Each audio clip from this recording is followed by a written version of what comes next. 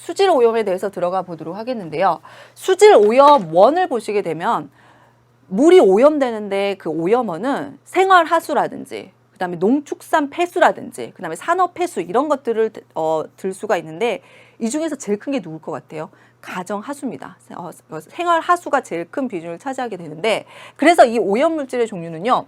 3가지 정도 선생님 예를 들게요. 유기물이라든지 혹은 여기 영양염류라든지 세 번째로는 먹이연세 여기는 중금속이라든지 혹은 합성 유기 화합물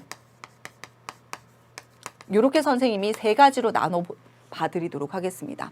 유기물이라고 하는 건 뭐 앞서도 선생님이 여러 번 얘기를 했지만 탄소를 포함한 여러 원소로 구성된 물질이 되겠습니다. 이 유기물 같은 경우에는 이것을 분해하기 위해서 미생물이 분해하는데 호기성, 산소호흡을 한다고 생각하시면 돼요. 산소호흡이 필요 없는 것을 우리가 염기성이라고 합니다. 이 유기물이 미생물이 분해를 하게 되는데 그 과정에서 산소를 사용하기 때문에 호기성이기 때문에 산소가 부족해서 수질이 저하되는 경우가 많습니다. 여기서 기억할 것. 산소가 부족하면 수질이 나빠지는구나. 하나 좀 체크해 주시도록 하고요. 영양염류입니다. 영양염류는 뭐냐면 질소와 인들입니다. 근데 여기서 말하는 영양염류는 누가 공급한다? 세제, 비료, 가축, 분뇨 등에 포함되어 있는 거. 이런 것들을 영양염류라고 얘기를 하고요.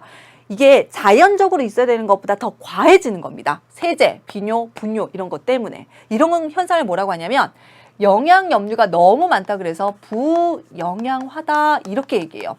이런 영양이 너무 많아지면 이걸 먹이로 삼는 플랑크톤들이 과하게 번식하게 됩니다. 그 플랑크톤의 색깔을 반영한 게 바로 녹조나 적조라고 생각하시면 돼요. 즉 플랑크톤의 이상 증식입니다. 그래서 녹조 현상이나 적조 현상이 나타난다. 주로 강에서는 녹조 현상이 나타나고요. 바다에서는 적조 현상이 빈번하게 나타나는 편이에요. 누구의 색깔? 플랑크톤의 색깔. 그 결과 산소가 부족하고 이런 녹조나 적조가 독성을 배출하기도 합니다. 그럼 어떻게 된다? 역시 산소 부족이죠. 수질 나빠지고요. 해양 생태에 피해가 나타난다. 이렇게 기억하시면 되겠고요. 중금속 유기화합물. 중금속 하면 우리가 환경오염 공부할 때 한 3가지만 기억하시면 돼요. 순, 납, 카드뮴 요 정도 기억하시면 되고요. 합성 유기화합물은 뭐 기억하시면 되냐면 DDT나 다이옥신 아시죠? 살충제, 제초제로 썼던 거. 우리 고엽제 많이 들어봤죠? 그것들을 기억하시면 되는데 먹이 연쇄를 통한 생물 농축 현상을 주의를 하셔야 됩니다. 선생님 말 너무 어려운데요? 하나 예를 들게요. 제일 쉬운 예가 참다랑어와 순입니다. 참다랑어가 뭔데요? 참치요. 엄청나게 거대한 거지요. 우리가 먹는 참치 깡통 그거 있죠? 그거라고 생각하시면 되는데 참다랑어의 먹이 사슬을 따라가 보도록 하면요. 크릴새우가 있습니다. 이 크릴새우를 오징어가 먹어요. 이 오징어를 누가 먹냐면 참다랑어가 먹는 겁니다. 참다랑어. 이 참다랑어는 또 누가 먹습니까? 인간이 먹죠. 이렇게 먹이 연쇄를 따라와요. 그런데 크릴새우가 순에 중독이 됐습니다. 근데 오징어는요. 크릴새우를 10마리 먹어야 된다고 할게요. 그러면 오징어는 순에 10개 농축이 된 거예요.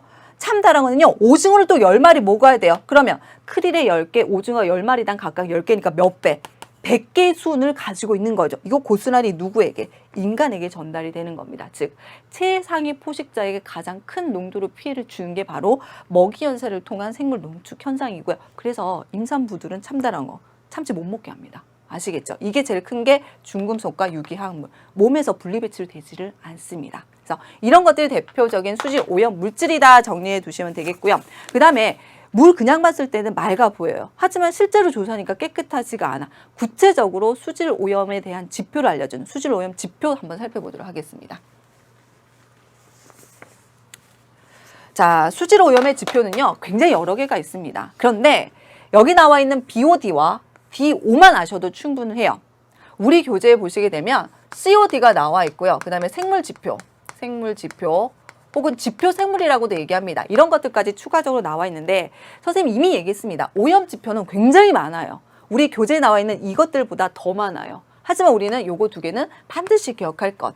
생물 지표는 뭐냐면요. 1급수와 5급수가 있습니다. 계곡에 누가 살면 물이 완전 깨끗한 거예요. 가재. 하지만 눈으로 봤을 때 깨끗하지만 누가 살고 있으면 물을 마실 수 없는 물. 5급수일까요? 실지렁이. 그런 것들을 생물지표라고 얘기를 하는 겁니다. 자, 그 다음에 COD, BOD, 그 다음에 DO를 보도록 하겠는데요. DO는 물에 녹아있는 산소의 양입니다. 용존산소라고 얘기하죠. 물에 산소가 많을수록 수질이 깨끗한 겁니다. 따라서 꼭 기억할 것.